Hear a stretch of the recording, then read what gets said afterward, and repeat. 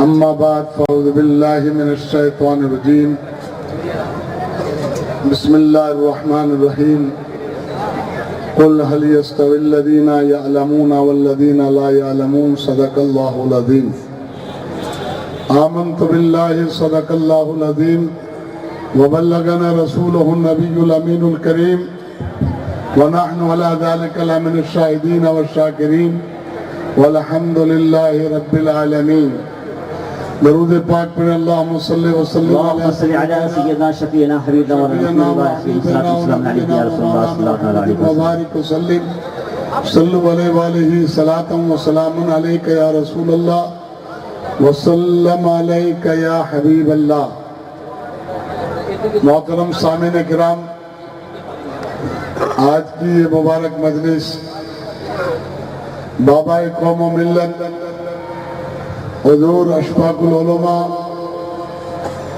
الشاہ مفتی محمد اشفاق حسین صاحب نعیمی علیہ الرحمت و رضوان کی یاد میں منائی جا رہی ہے.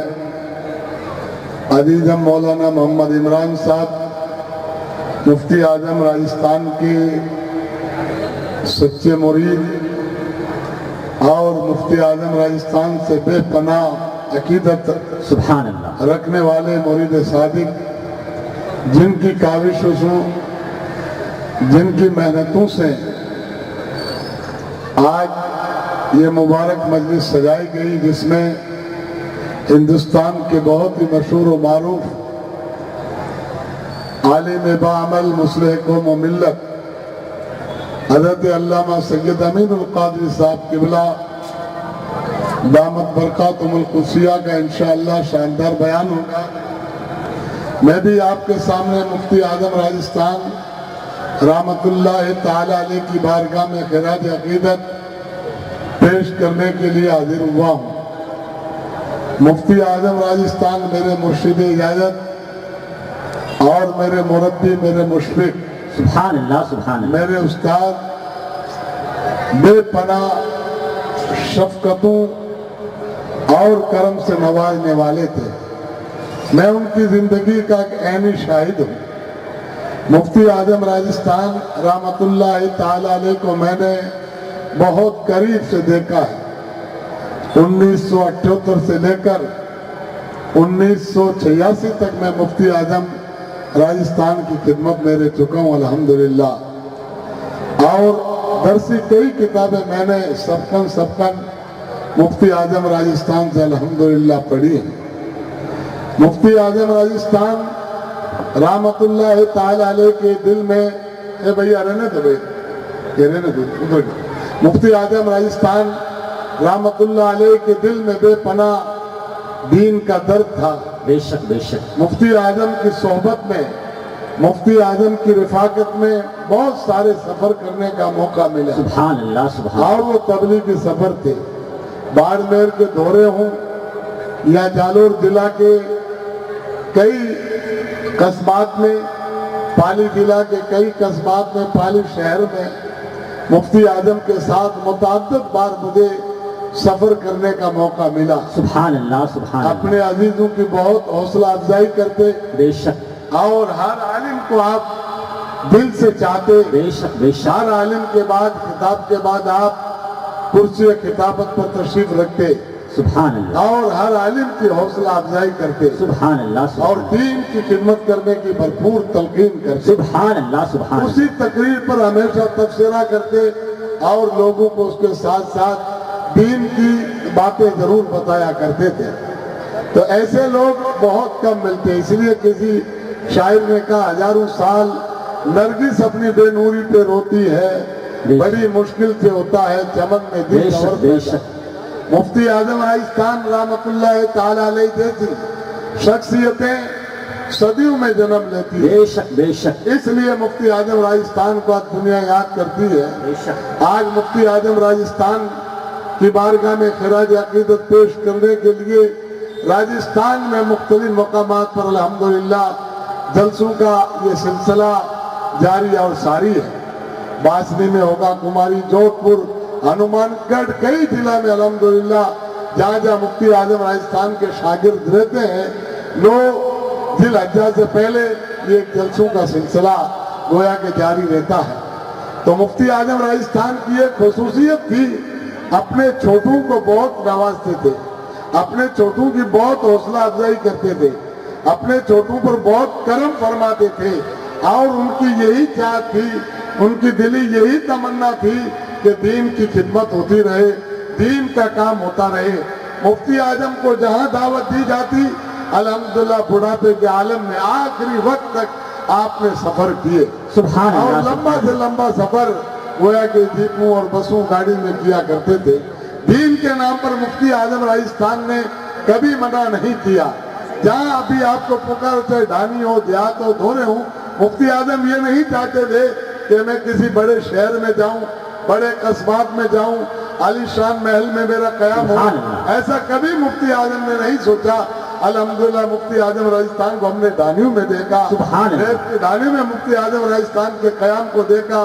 لوگوں کو جمع کر کے یہی کہا کرتے تھے، نمازوں کی پابندی کرو، مدرسے بناؤ، اپنے بچوں کو پڑھاؤ، دین کا کام کرو، مجھے اس سے بے پناہ مسرت ہوتی ہے۔ سبحان اللہ۔ ایسے عالم میں آج لوگ ہوائی جہاز پلینوں سے لوگ سفر کرتے ہیں، لیکن مفتی اعظم راجستھان نے جو خلوصیت کے ساتھ کام کیا، آج اس کی برکتیں، آج راجستھان میں جو برکتیں دیکھنے کو مل رہی ہیں، آج راجستھان میں جو اداروں کا جال پھیلا ہوا ہے، آج راجستھان میں سینکڑوں مکاتب اور مدارس جو قائم ہیں، اور سینکڑوں مساجد مفتی اعظم راجستھان نے اپنے دستے مبارک سے سنگ بنیاد رکھا الحمدللہ۔ تو دیہاتوں میں ڈھانیوں پہ بھی مفتی اعظم راجستھان کی دعاؤں سے اللہ کے گھر تعمیر ہو گئے۔ اس لیے آج مفتی اعظم راجستھان کی خدمات کو دنیا مفتی اعظم کو یاد کرتی ہے، ان کی خدمات کو سلام پیش کرتی ہے، اور ان کے کاموں کو سن کر آج بھی عوام اہل سنت میں مسرت اور خوشی کی ایک لہر دوڑ جاتی ہے۔ سبحان اللہ۔ اس لیے مفتی اعظم راجستھان نے اپنا گھر نہیں بنایا، مفتی اعظم نے اپنے لیے کچھ جمع نہیں کیا، جو کچھ کیا وہ دین کے لیے کام کیا۔ 65-70 سال تک مسلسل لگاتار آپ نے پوری زندگی راجستھان میں آپ نے بسر کی۔ یو پی چھوڑ کر جس طرح حضور حافظ ملت مراد آباد سے مبارک پور گئے، تو حضور حافظ ملت نے مبارک پور کو چمن کر دیا۔ اسی طرح مفتی اعظم راجستھان، یہاں راجستھان میں آئے الحمدللہ مفتی اعظم راجستھان نے پورے راجستھان کو چمن کر دیا۔ تو مفتی اعظم ایسے تھے، ہمیشہ آباد کرنے والے تھے۔ اس لیے کسی شاعر نے کہا، اکیلا ہوں آباد کر دیتا ہوں ویرانوں کو، میرے بعد بہت روئی کی میری شام تنائی۔ تو مفتی اعظم راجستھان رحمت اللہ تعالی علیہ ہمارے مشفق، ہمارے مہربان، ہمارے استاد، ہمارے مربی اور ہماری تربیت کرنے والے، الحمدللہ اعتبار سے انہوں نے جو کچھ دیا ہے، ہمیں جو کچھ ملا ہے، یہ مفتی اعظم کا صدقہ ہے۔ جو کچھ تھوڑا بہت ملا ہے، یہ ان کی ذرہ نمازی ہے، یہ ان کی نگاہ کرم کا صدقہ ہے۔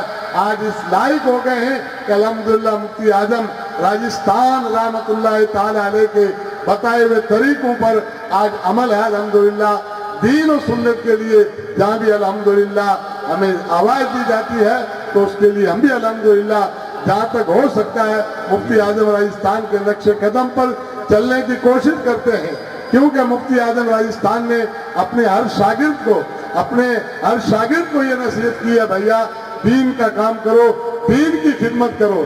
ہمیشہ یہی ان کی تاکید رہتی، ہمیشہ ان کی یہی نصیحت رہتی کہ دین کا کام کرو گے تو آباد رہو گے، دین کی خدمت کرو گے تو ہمیشہ آباد رہو گے۔ یہی مفتی اعظم راجستھان کی ایک نصیحت تھی، اور ہر شاگرد کو ہم نے دیکھا کہ مفتی اعظم راجستھان دارالعلوم اسحاقیہ میں اپنے شاگردوں کا حوصلہ کیسے بڑھاتے تھے۔ ہر جمعرات کو مجلس لگاتے تھے، آپ فرمایا کرتے تھے، بھیا مجھ سے سوال کرو، مجھ سے دینی معلومات کے بارے میں پوچھو، مجھ سے سوال کرو، میں تمہارے سوالوں کا جواب دوں گا۔ اس لیے تمام شاگردوں کو آپ جمع کر کے کہتے، تم کوئی مجھ سے پوچھو، میں تمہارے سوالوں کا جواب دوں گا۔ مفتی اعظم کا یہی مقصد تھا کہ بچوں کو شوق ہو، طلبہ کو علم دین اور مطالعہ کرنے کا شوق پیدا ہو، تاکہ یہ کچھ سیکھیں، ایک ڈیڑھ گھنٹہ کی مجلس رہتی تھی، طلبہ کھڑے ہوتے تھے، مختلف سوالات کرتے تھے، مختلف باتیں پوچھتے تھے، لیکن الحمدللہ خندہ پیشانی کے ساتھ آپ مسکراتے ہوئے اپنے شاگردوں کا جواب دیا کرتے تھے، اور پھر فرمایا کرتے تھے کل لوگ تم سے بھی پوچھیں گے، کل تم عالم بنو گے، کل تم مبلغ بنو گے، کل تم دین کے دائی بنو گے تو اس طرح لوگ تم سے سوال کریں گے، امام بنو گے تو لوگ تم سے نماز کے بارے میں پوچھیں گے، دین کی باتیں پوچھیں گے۔ اس لیے میرے شاگردوں، میں تمہیں یہ ذہن دیتا ہوں کہ کل جہاں بھی تم جاؤ اس طرح لوگوں کے سوالوں کا تمہیں جواب دینا ہے اور دین کی باتیں بتانی ہے۔ تو مفتی اعظم کی یہ تربیت، مفتی اعظم راجستھان رحمت اللہ علیہ کی یہ نصیحت، ان کی نصیحت پر جن نے بھی عمل کیا الحمدللہ وہ کامیاب ہوا، اور مفتی اعظم کا اخلاص للہیت خلوصیت تھی جس کی وجہ سے کام اتنا آگے بڑھا، کیونکہ جو اپنے ذات کے لیے، اپنی منفعت کے لیے، اپنے مفاد کے لیے کرتا ہے اس کام میں برکت نہیں ہوتی ہے، لیکن جو اللہ اس کے رسول کی رضا اور خوشنودی کے لیے جو بھی کام کرتا ہے اس کام میں برکت ہوتی ہے، اور اس کام کو کوئی روک نہیں سکتا، وہ کام ہمیشہ آگے بڑھے گا۔ یہی اخلاص کی برکت ہے۔ اخلاص کا مطلب یہ ہوتا ہے کہ جو بھی کام کروں اللہ کی رضا کے لیے، کہ میرا رب مجھ سے راضی ہو جائے، میرا رب میرے کام سے خوش ہو جائے، اس کا نام اخلاص ہے۔ لوگوں کی واہ واہ ناموری کے لیے یا اور کسی گھر سے کام ہوتا ہے وہ کام کبھی آگے نہیں بڑھتا۔ ہاں جو اللہ کی رضا کے لیے ہوتا ہے، بے سر و سامانی کے عالم میں بھی اگر آدمی اٹھتا ہے تو الحمدللہ اس کام میں برکت ہو جاتی ہے اور وہ کام آگے بڑھتا ہے۔ اس لیے مفتی اعظم راجستھان کی سچی خراج عقیدت یہی ہے کہ مفتی اعظم نے جو مشن چھوڑا ہے، علماء کی جماعت یا تشریف فرما ہے کہ آپ جہاں بھی رہو دین کی خدمت کرو۔ آپ ایک امام ہیں، منصب امامت پر فائز ہیں، امامت کے فرائض انجام دیتے ہوئے آپ تبلیغ کرو، لوگوں کو دین کی باتیں بتاؤ، کسی ایک نماز کے بعد لوگوں کو کتاب کا درس دو، لوگوں کو ضروری مسائل بتاؤ، عقائد اہل سنت بتاؤ، عقائد اہل سنت کے فوائد بتاؤ، اور عملی طور پر نماز پڑھ کے کسی طرح بھی لوگوں کی اصلاح کرنے کی کوشش کرو تاکہ لوگ کچھ آپ سے سیکھیں۔ نعرہ تکبیر، بارک وسلم صلو علیہ وآلہ صلاۃ و سلام علیک یا رسول اللہ۔ ایک امام اگر اخلاص کے ساتھ، ایک مبلغ اخلاص کے ساتھ اگر جہاں دین کی خدمت کرتا ہے اور اس کا مقصد یہی ہے کہ میری تبلیغ سے یہ انقلاب برپا ہو، میری تبلیغ سے لوگوں میں دین کا ذوق اور شوق پیدا ہو، تو انشاءاللہ ایسا ہوتا ہے۔ ایک امام کہیں دیکھا، بہت سے فعال اور متحرک ائمہ کو دیکھا، جہاں بھی وہ گئے انہوں نے مسجدوں کو آباد کیا، جہاں بھی گئے الحمدللہ انہوں نے مسجدوں کو آباد کیا۔ اس فعال متحرک امام وہ ہوتا ہے جو امامت کے ساتھ ساتھ لوگوں کو نماز لوگوں کو نماز کا ذوق و شوق دلاتا ہے، لوگوں کو مسجد کے قریب کرتا ہے۔ یہی امامت کے فرائض ہیں۔ سیدنا عمر رضی اللہ تعالیٰ عنہ ہر نماز کے بعد اپنے مقتدیوں پر نگاہ ڈالتے مسجد نبی شریف میں، اور اس وقت بھی پوچھا کرتے تھے آج فلاں مسجد میں نہیں آیا، آج فلاں نہیں آیا۔ یہ ذوق اور شوق تھا، یہ دین کا درد تھا، یہ ایک لوگوں کے ساتھ خیر خواہی تھی کہ لوگوں کو دین کی طرف رغبت کرنا تھا۔ تو آج ائمہ اہل سنت یہ سوچ لیں کہ ایک میں مسجد کا امام ہوں، اب میری دوسری ذمہ داری یہ ہے اس مسجد کو مسلسل جد و جہد کے ساتھ لوگوں کو نمازی بنانے کی ایک تحریک چلانی ہے، اور لوگوں کو نماز کی دعوت پیش کر کے اس مسجد کو آباد کرنا ہے۔ تو انشاءاللہ وہ کام کر گزرتے ہیں، اور ایسا کام کر گزرتے ہیں کہ دنیا اس امام کو یاد کرتی ہے کہ فلاں امام آیا، اس نے مسجد کو نمازیوں سے بھر دیا، اس نے جوانوں کو شبینہ مدرسہ قائم کر کے دیندار بنا دیا۔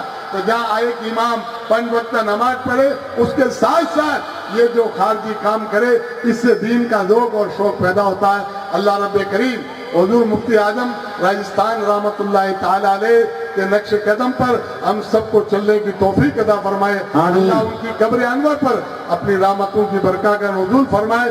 جو کچھ بولنے میں عمدن ساون خطا ہوئی اللہ اسے معاف فرمائے۔ استغفر اللہ ربی من کل ذنب۔